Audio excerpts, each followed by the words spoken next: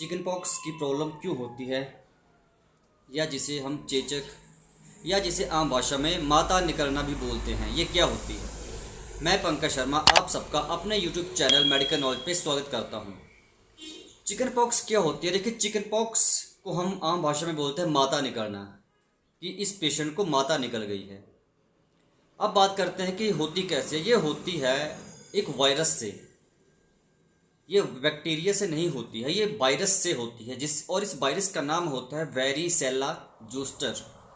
Varicella zoster इस virus का नाम होता है, जिससे ये आपको माता निकलती है, चिकन पॉक्स होता है, चेचक की बीमारी होती है। अब बात करते हैं कि ये स्प्रेड कैसे करती है, कैसे फैलती है एक से दूसरे में। देखिए, जब भी किसी इंसान को ये बीमारी हुई है, उसको थोड़े थोड़े लक्षण आना शुरू हुए हैं, तो अगर वो किसी दूसरे लोगों से मिलना स्टार्ट कर देता है, किसी से मिलता है और उनसे बात करता है, और बात करते समय उसके मुंह से ड्रॉपलेट्स, हमारे सलाइवा की कुछ बूंदें अगर दूसरे आदमी के ऊपर गिर जाती हैं, तो उसको चांसेस ज़्यादा रहते हैं कि उसको भी चिकन पॉक्स हो जाए, उसको भी माता निकल आए। मतलब ये फैलती है थ्रू ड्रॉपलेट्स। हमारे मुंह से जो बिल्कुल छोटे छोटे ड्रॉपलेट्स निकलते हैं, उनके थ्रू फैलती है। अब बात करते हैं इसको कैसे दूर करें।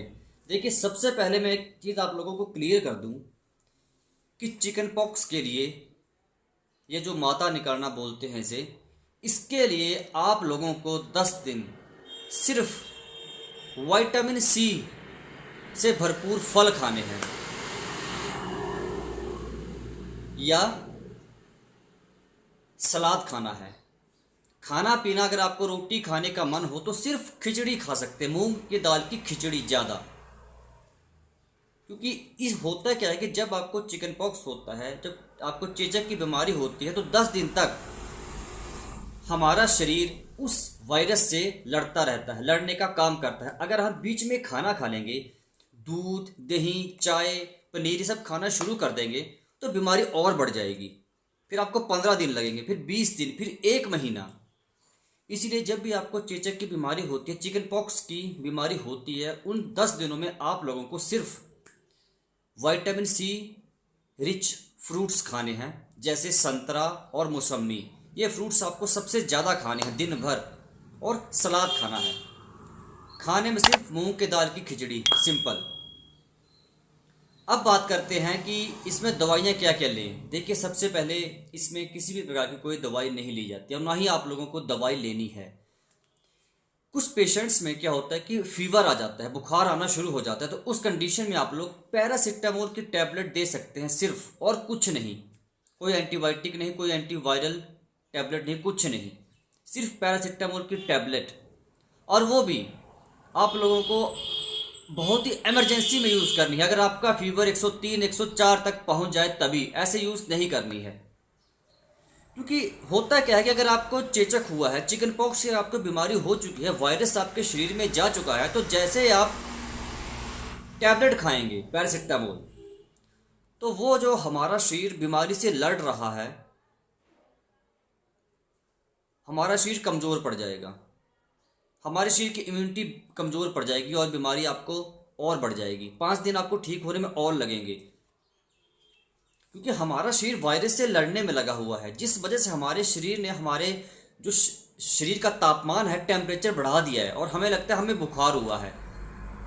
अगर आप टैबलेट पैरासिटामोल खाएंगे तो हमारे शरीर का टेम्परेचर बिल्कुल कम हो जाएगा। मतलब आप सिंपल भाषा में ये समझिए कि टेम्परेचर हमारे शरीर ने बढ़ाया, क्योंकि हमारा शरीर वायरस से लड़ रहा है, वायरस को मारना शुरू कर दिया उसने। अगर आपने पैरासिटामोल की गोली लिखा ली, चाहे आधी टैबलेट चाहे पूरी टैबलेट, तो हमारा शरीर बिल्कुल स्लो डाउन हो गया, बिल्कुल रेस्ट की पोजीशन में चला गया।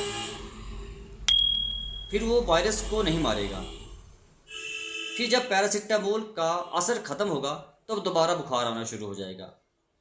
इसलिए चेचक की बीमारी में आपको बुखार आता है तो आपको दवाई नहीं खानी है, पैरासिटामोल की टैबलेट नहीं खानी है।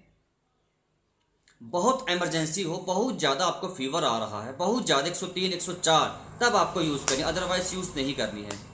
क्योंकि चेचक की बीमारी, बुखार आना स्वाभाविक सी बात है, क्योंकि हमारा शरीर जो होता है वायरस को मारना शुरू कर देता है और हमें फीवर आ जाता है।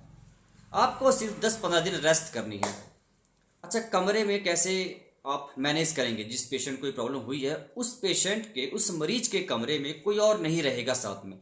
डेली उसकी चादर, टॉवल, जो भी वो चीज़ें यूज़ करता है, उसके खाने पीने का सामान, सबको डेली वॉश करना है और उसी खाने में उसको 10-15 दिन आप लोगों को खाना देना है।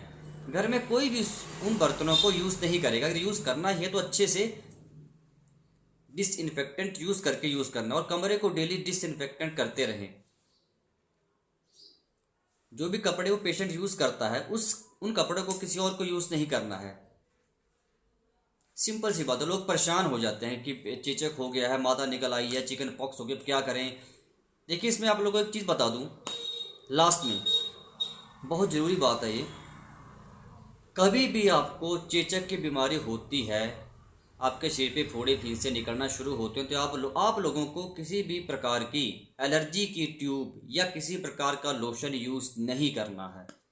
अगर आप लोग ऐसा करेंगे तो जो चेचक ख़त्म होने के बाद जो दाग पड़ते हैं, वो दाग आपके उम्र भर नहीं जाएंगे। ये चीज़ मैं आप लोगों को क्लियर कर दूं। किसी भी प्रकार की कोई भी एंटी फंगल, एंटी एलर्जिक आपको tube, cream, ointment, lotion use नहीं करना है। नहीं तो जो दाग पड़ जाते हैं बीमारी के ख़त्म होने के बाद, तो आपको उम्र भर नहीं जाएंगे। सीधी सी बात है, क्लियर सी बात है। अच्छा, आप दवाई क्या ले सकते हैं इसके अलावा? एलर्जी के अलावा अगर आप लोगों को खारिश हो रही है, बहुत ज़्यादा इचिंग हो रही है, चुभन हो रही है, तो आप लोग सिर्फ एंटी हिस्टामाइन टैबलेट ले सकते हैं, जैसे सिट्रिजिन, लीवोसिट्रिजिन और लीवोसिट्रिजिन प्लस मोंटेलुकास्ट। अब बात करते हैं कितनी डोज दें उम्र के हिसाब से। जैसे मैक्सिमम ये प्रॉब्लम छोटे बच्चों को ही होती है, जिनकी उम्र 10 साल तक होती है या 15 साल तक। तो अगर छोटे बच्चों में 15 साल तक, 8 साल से लेके 13 साल तक अगर माता निकल आई, चिकन पॉक्स, चेचक हो गया, तो उनको आप टैबलेट क्या देंगे? रात को सिट्रिजिन, रात को सोते टाइम, लीवोसिट्रिजिन रात को सोते टाइम। सिर्फ ये 2 टैबलेट आप लोगों ने यूज़ करनी है। दोनों में से कोई भी एक, दोनों नहीं यूज़ करनी, चाहे सिट्रिजिन कर लीजिए या लीवोसिट्रिजिन कर लीजिए। एक टैबलेट रात को सोते टाइम 7 दिन तक रेगुलर बस।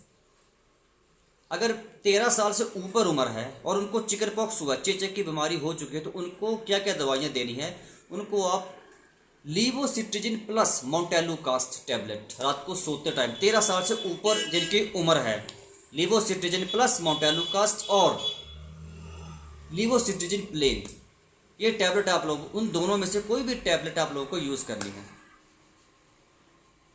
अगर आज की वीडियो आपको अच्छी लगी हो, इन्फॉर्मेटिव लगी हो, तो लाइक कर दीजिएगा और मेरे चैनल को शेयर और सब्सक्राइब भी कर दीजिएगा।